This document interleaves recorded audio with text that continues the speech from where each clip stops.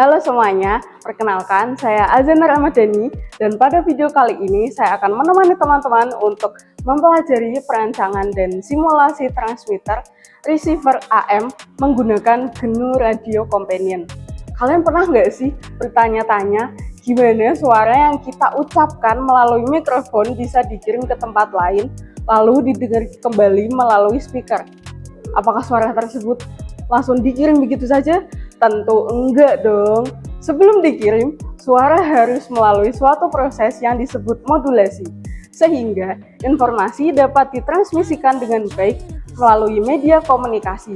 Nah, pada video kali ini kita akan mempelajari gimana sih proses tersebut bekerja melalui simulasi menggunakan GNU Radio Companion.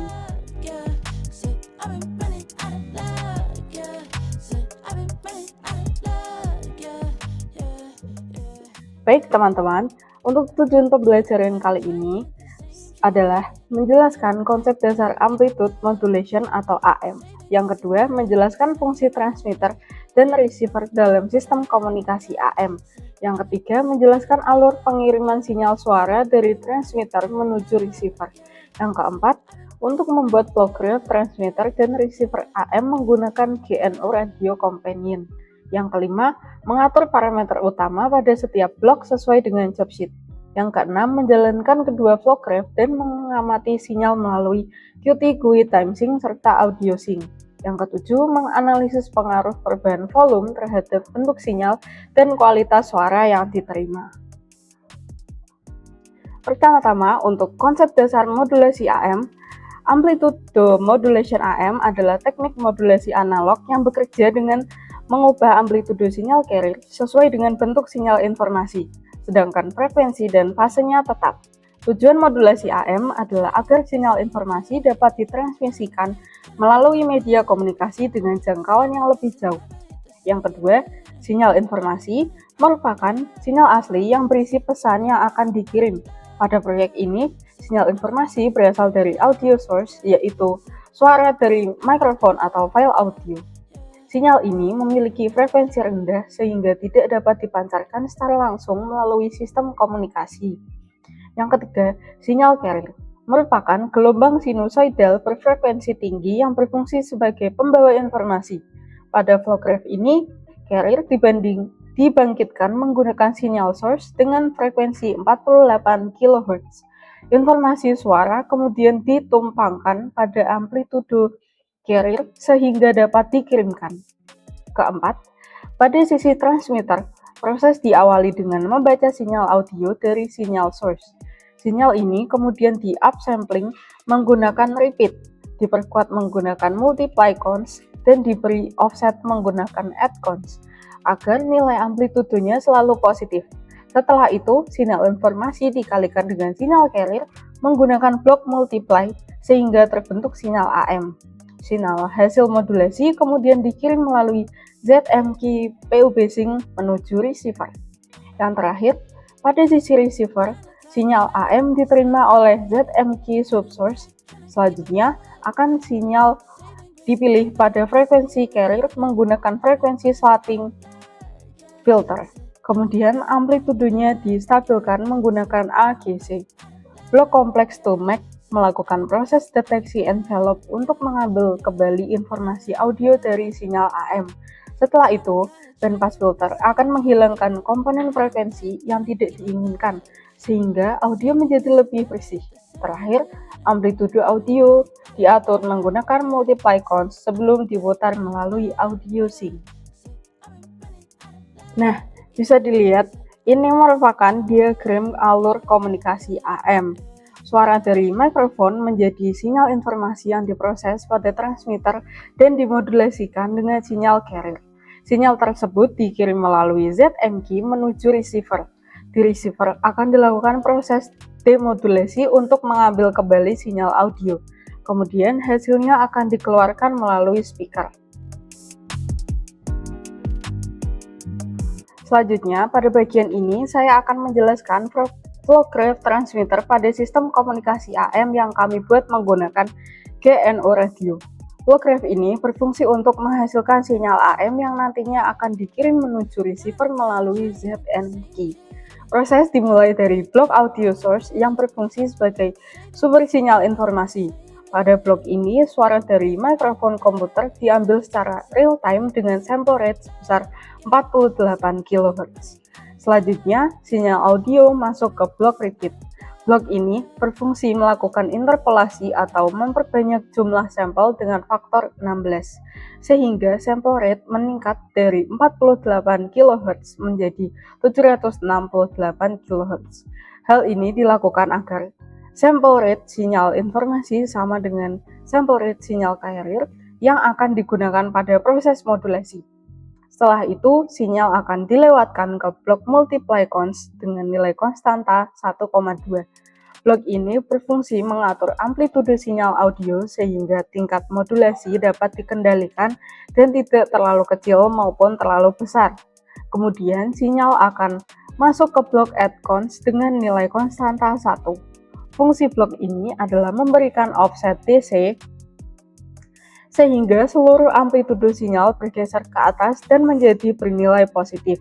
Langkah ini penting karena pada modulasi AM amplitudo tidak boleh bernilai negatif. Dengan adanya offset ini, proses modulasi dapat berlangsung dengan baik tanpa menyebabkan distorsi. Di sisi lain, terdapat blok sinyal source yang membangkitkan sinyal carrier berbentuk gelombang kosin dengan frekuensi 48 kHz. Sample rate 768 kHz dan amplitudo 0,5. Sinyal inilah yang akan membawa informasi audio menuju receiver.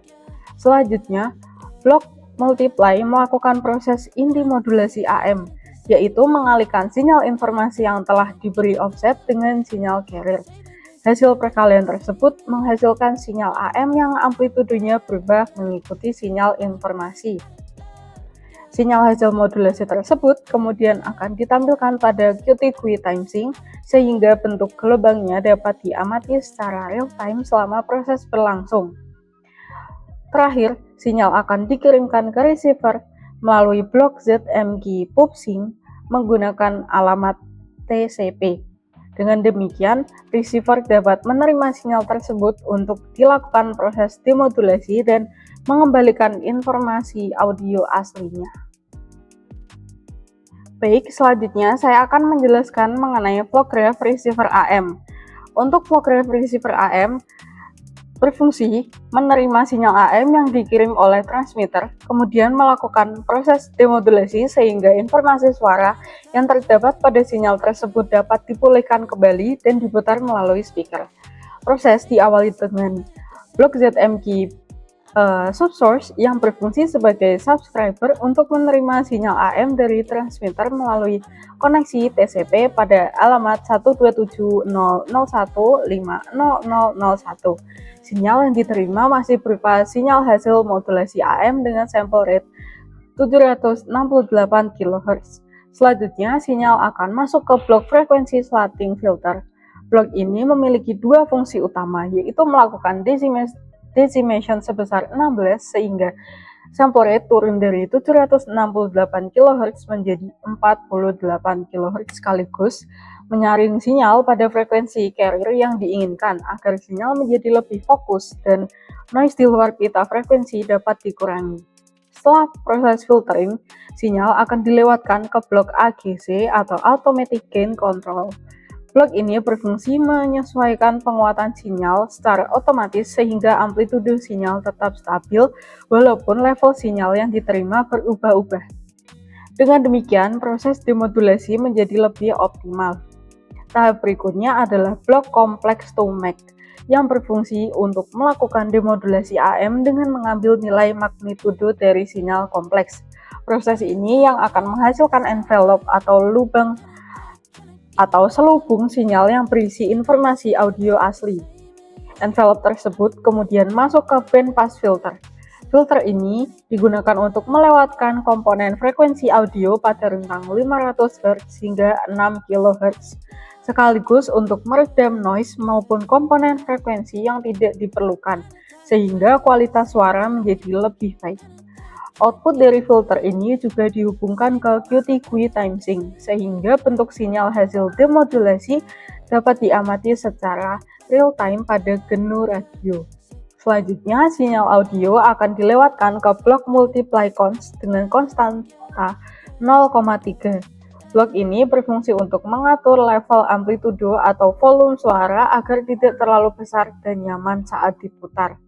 Terakhir, sinyal akan dikirim ke audio sync yang berfungsi mengubah sinyal digital hasil demodulasi menjadi suara yang dapat didengarkan melalui speaker komputer. Oke teman-teman, sekarang saya akan mendemonstrasikan transmitter dan receiver AM.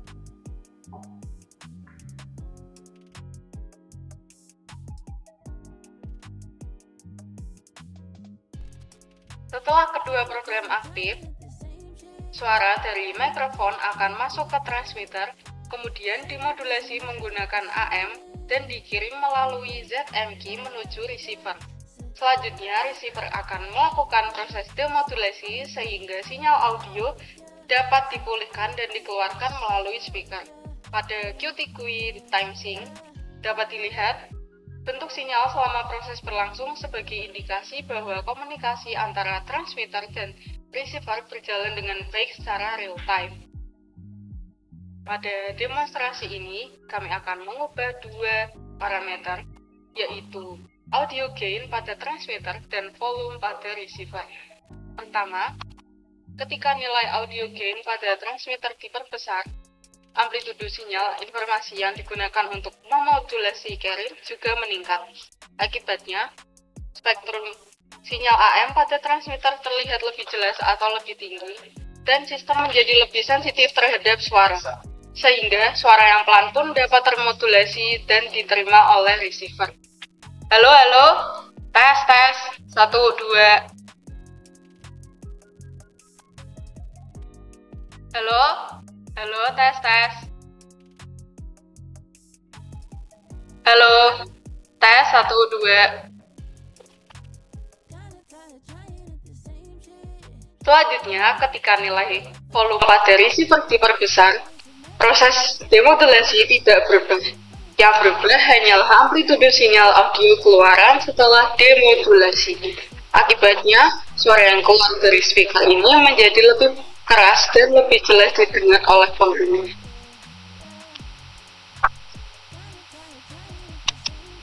Halo, halo, tes. Halo, halo, 1, 2. Halo, tes. Nah, berikut demonstrasi. Baik teman-teman, itulah pembahasan mengenai perancangan dan simulasi transmitter receiver AM menggunakan GNU Radio Companion. Pada video ini kita telah mempelajari konsep dasar modulasi AM, mengenal fungsi transmitter dan receiver, memahami proses modulasi dan demodulasi, serta melihat secara langsung bagaimana sistem komunikasi AM bekerja melalui simulasi menggunakan GNU Radio Companion. Dari simulasi yang telah kita lakukan, kita juga dapat mengetahui bahwa perubahan nilai volume mempengaruhi amplitudo sinyal dan berpengaruh terhadap kualitas suara yang diterima pada sisi receiver. Hal ini menunjukkan bagaimana setiap blok pada flow graph memiliki peran penting dalam proses pengiriman dan penerimaan sinyal. Sebelum mengakhiri video ini, saya ingin memberikan satu pertanyaan untuk teman-teman semuanya. Menurut kalian nih, mengapa pada sistem komunikasi analog diperlukan proses modulasi menggunakan sinyal carrier? Apa yang akan terjadi jika sinyal informasi dikirim secara langsung tanpa dimodulasi? Baik, terima kasih sudah menyaksikan video ini. Saya Azan Ramadhani pamit undur diri. Sampai jumpa di video pembelajaran berikutnya. Tetap semangat dan sampai jumpa.